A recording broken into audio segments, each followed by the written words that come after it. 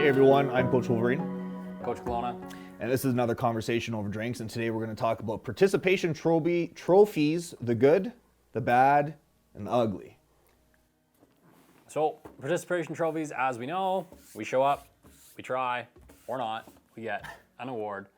I think this is obviously a touchy subject for people because we have so many different levels of what we're doing. There's casual sport, there's casual activity, there's everything that way, in which case we want to be like, hey, cool, we want to award everyone for coming. Yeah. Because you want more people to show up. Well, that and more people show up, and well, I mean, when everyone gets a ribbon, they at least feel good about themselves. But I guess the question in that is, does it matter? Like, what did you do to feel good? What, like, I guess the lesson we're teaching, like, what are we teaching kids, especially, or anybody, if you don't have to do anything to get a prize? Well, do you want the devil's advocate version, or do you want my opinion? Well, give me the reason. Like, why would that be good? Like, what would you say is an advocate for that? Okay. So an advocate, or something that I could see it as a benefit, would be a little bit of an inflation of their self-esteem, of like, hey, I did something and I got rewarded for it. So if I do more, I may and or may not get rewarded again. Okay. So what if like we said, pretend it's a ribbon or a medal or whatever, right? Should it not be tangibly different from the people that showed up and did better? Yeah. If you were to relate to life, like after we were done school, after we were youth, after we were whatever, typically the person that did better work or tried harder or whatever, their prize looked a little better, whether that's a better paycheck, a better whatever, right? Their effort and everything. So shouldn't we be trying to mirror the reality of post-school environment with everything that we set up? Like, we have the ability to do that, right? Adults have the ability to set things up, right? Yes, kids are going to be sad. And like ultimately that falls on would be the parents, coaches, etc., to be like, okay, cool, you're sad. Like, what are you going to do about it? Yes, I agree. See, this is actually difficult for me to counter on this discussion, because I agree with you. I honestly think that participation ribbons and trophies are a royal waste of time, because it sets us up for failure, because then it sets us up to believe that life is going to be easy and we're going to get the good things handed to us, which is not true in the slightest, even though we have been socially conditioned to think so. Now, just jumping over to the other side to understand, it's kind of all. This is a tough one. I know you try to find the lane without being too far in the lane, but so if I was to be devil's advocate, here's the thing, all right? We want to promote, especially in sports, like if you want to focus on sports or activities, we want to promote these kids to be as active as possible. Yep. Thus, the immediate gratification of you just have to show up, you're going to do it. So on one hand, we have they're doing more than they would if they didn't go. So they get a prize, right? Okay, so that would linearly be like that's your carrot and stick argument with the incentive. Yeah. So that we can make sense of, right? You can say that. And then you've got the argument with competitive sports and casual or fun leagues, right? Like, if you're in a casual or fun league, is there a place to tier rewards? So that is something that I would obviously be more willing to debate, because like there's more grounds for like everybody getting a prize in a sense. Yeah. But at the same time, there has to be some sort of acknowledgement that like, if you want to get better, you need to lose. You do. And we all do. It's not a directional you by any stretch. There's one angle that I think that even people like yourself and myself don't entertain a lot, and I know a lot of the drive, and because I've witnessed this, is parents getting involved with the excuse of, I spend X amount of dollars for my kids to be in the sport, they should be playing X amount of time.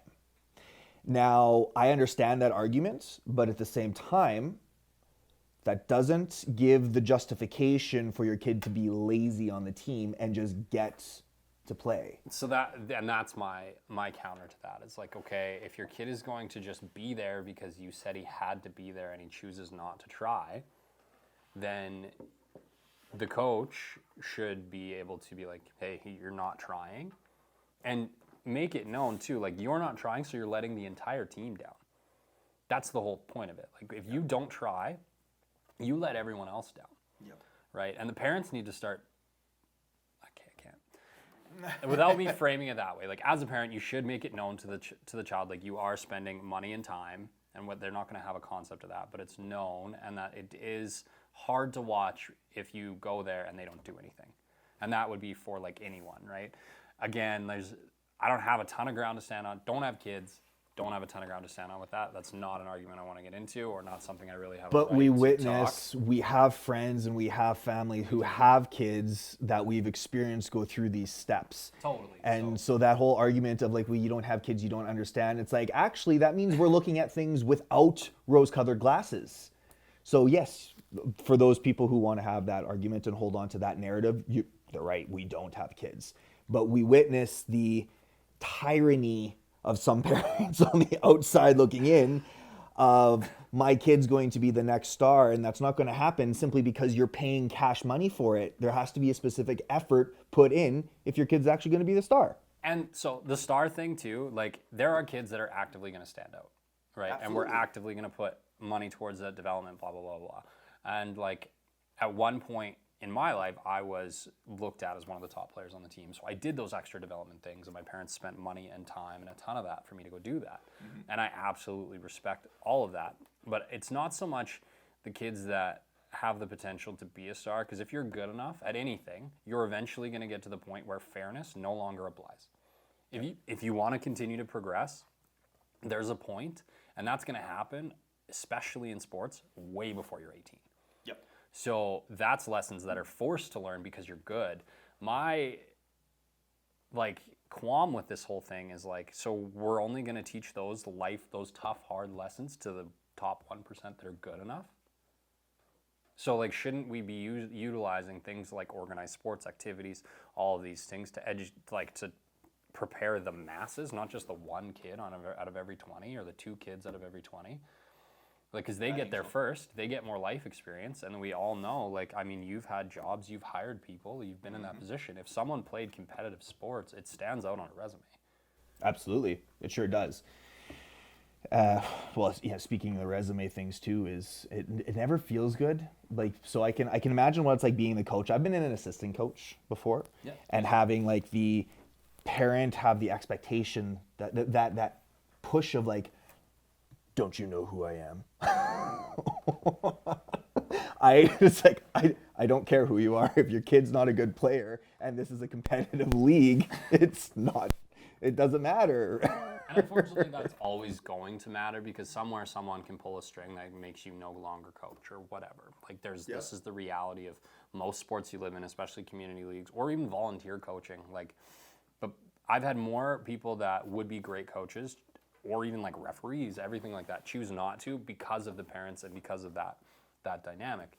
And it's not to say like you shouldn't advocate for your kid, but if your kid's not getting playtime and he's visibly doing worse than everyone else, then it's like, hey, how about instead of your hour of Game Boy or whatever it is tonight, you go outside, shoot some pucks, or you go outside and do this, or hey, I'll go for a run with you once a week. Which brings me to another thing. Us, like anyone who's going to be a role model for a child, needs to be like, if they're going to be active and athletes, well, you should be working on your health actively. That doesn't mean you need to be the fit guy, but like you should also be health conscious. Like, that's how you transfer these things over, right? Man, I just want to touch on a sidebar that's still in conjunction with all this. Absolutely. When I was 18, I used to be a Zamboni driver. And so I had to resurface, it was at a multiplex. So I resurfaced 2 different rinks, and then I also managed the field houses for like indoor hockey,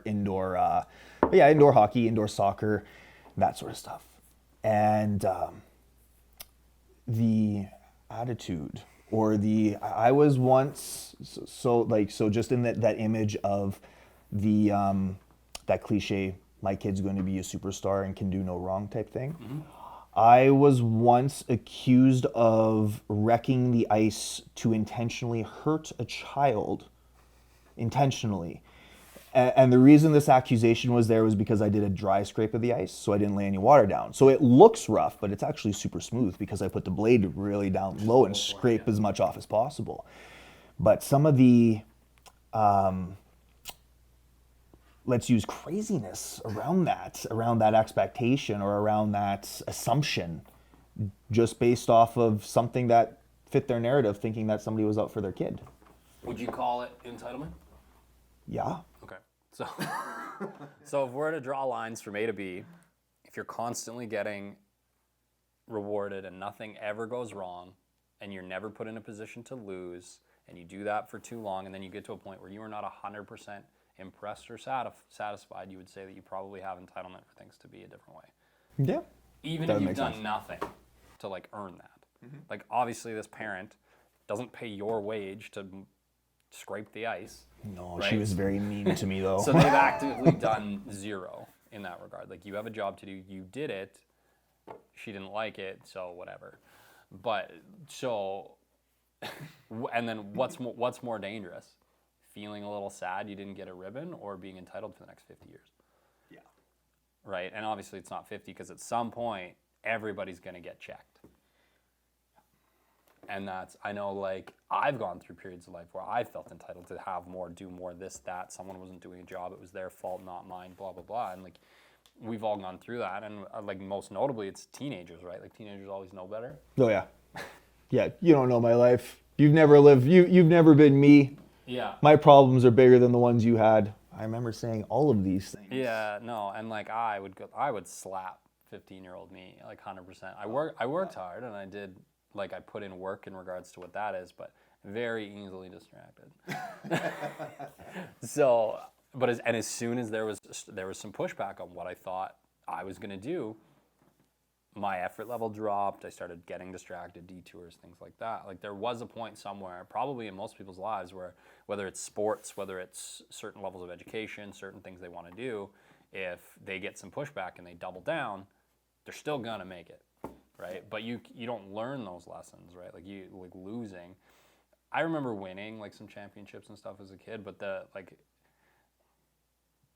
they always came like there was a loss. Like I know growing up in Golden, we had very good series of teams, both the year older and younger than me. So we had a series of very good teams for a long period of time, and we made the provincials every single year, and we only won once. Right, but it took. And we came third, fourth, I think, a couple times, and we had a really tough loss for second. And like it took the loss for second and the third and the fourth and all that stuff to win, like because you knew like how hard it was to get there and how much work you had to put in and all that. You need to experience. We all need to experience that deep low to truly, authentically appreciate that win. To understand what it takes, and like understanding that the win is a culmination of everything before, right? We've talked about it in regards to goals. Like if you set a goal, say there's a goal on a scale, right? Like a lot of people still have like that is their goal. Yep. You hit it, that you're there for a second. Like that actual hitting of the goal happens in a flash. Mm-hmm. Everything you did to get there is much more important and took much longer and created much more things and learned much more from it. Yep. But if you're solely focused on that end goal, you lose all that. You lose, like you're not looking for lessons. And that's where like a loss will check that. Be like, I spent the last 9 months or whatever it is. Like I know, like for me, it's all around hockey because that was pretty much it. But I would spend like 6 to 9 months a year, and you'd be always talking about your next tournament, your championship. Like we have to win this to get there, to do this because we're going to win. And then you get there and you get checked in overtime, and that's it. That's all. It's over. Yeah. And you can't do it again. There's no take backs, right? So then like you're sad for a while. Yeah, and it makes a person hungrier to come back. Should. Yes. Right. If we're not programmed for the instant gratification, it should make us hungrier to come back, and that's how we grow.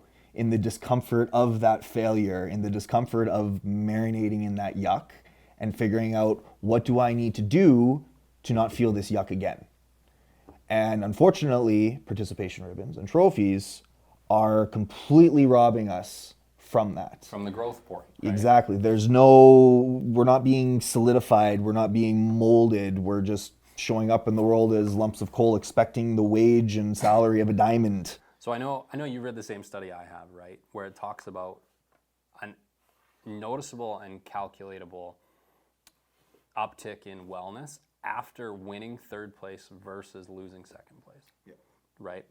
And like I actively know, like it does feel better to win.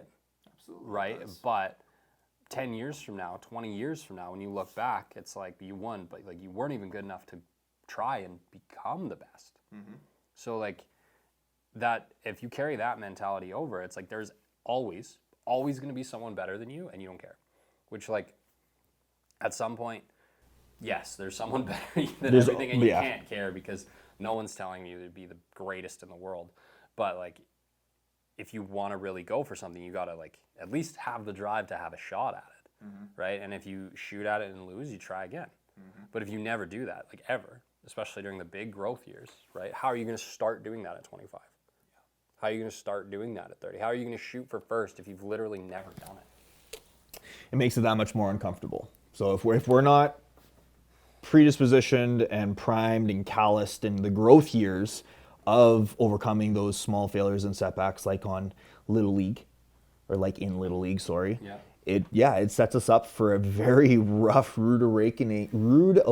Words in me today are not getting along. Rude awakening later in life when we realize that those things that we want are not just on a platter for us. We actually have to work at placing things on our platter for ourselves. 100%. And I remember like core memories back to like kindergarten where like first time I wasn't allowed to play because I was like not trying, or first time in school the teacher was like had a certain talk with me because I was not being acknowledging of everyone else. Like there's certain lessons that were taught and they weren't all from my parents. Like there's a lot, don't get me wrong. Like I got checked what I need to.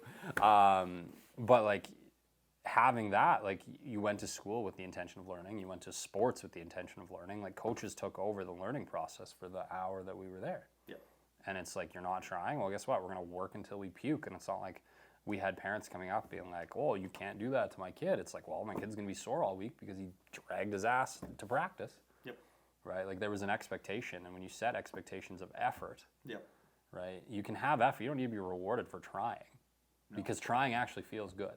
And that's what we need to get into everybody's head. The actual action of trying. The action of going and doing something and trying as hard as you can feels good. We don't need the tangible. Yeah. Even if you lose, it won't feel good tomorrow, but it'll feel good when you come back, or it'll feel good years from now when you look back and you learn something from it. Like what we give up tomorrow, we make back tenfold in lessons learned down the road. Absolutely. And that's what we really need to focus on, is like, are we setting anyone up for success by handing them a participation trophy or like a, never mind. So in conclusion, good, bad, ugly. Well, I'm leaning towards bad and ugly. We're just in the wrong place, but that's it. I can harp on this forever. I just think that we want to create a winning mentality, which doesn't mean that everybody wins. That means we all try to win. Yep. So we all I think, try. yeah, everybody's trying to win. Your effort is going to dictate your results, and your effort is going to dictate your success. And if you lose and come back, you're a step ahead of someone who lost and left. So that's it. Nailed it. That's all. All right, guys, that's it for today. Please like, share, and subscribe. And as always, cheers. Have a good one.